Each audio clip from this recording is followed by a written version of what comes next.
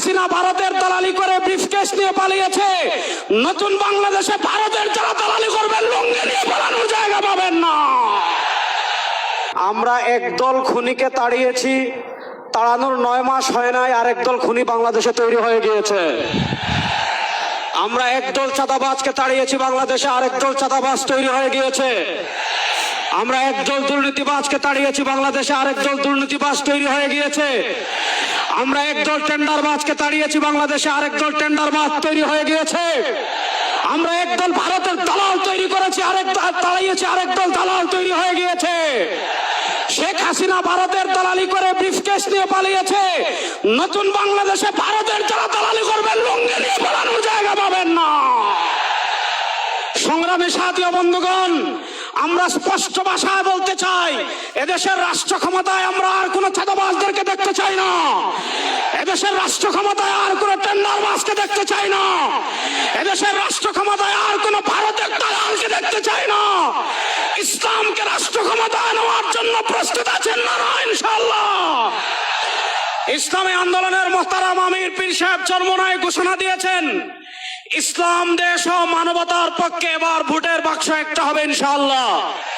আমরা স্পষ্ট ভাষায় বলেছি, এদেশে আমরা আওয়ামী লীগকে দেখেছি, এদেশে আমরা বিএনপিকে দেখেছি, এদেশে আমরা জাতীয় পার্টিকে দেখেছি, তারা কেউ মানুষের ভাগ্যের পরিবর্তন করতে পারে নাই, মুক্তিযুদ্ধের প্রকৃত চেতনা বাস্তবায়ন করতে পারে নাই।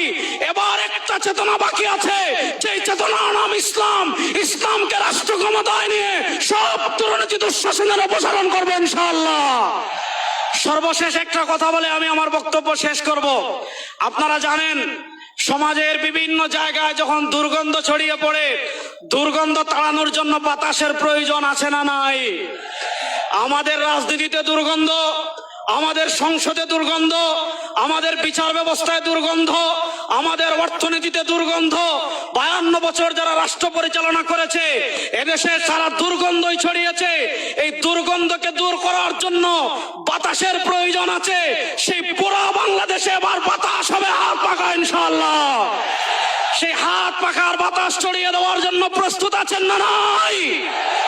আরে ভাই, আমাদের কোন মার্কা আছে? ইসলামের পক্ষের কোন মার্কা আছে?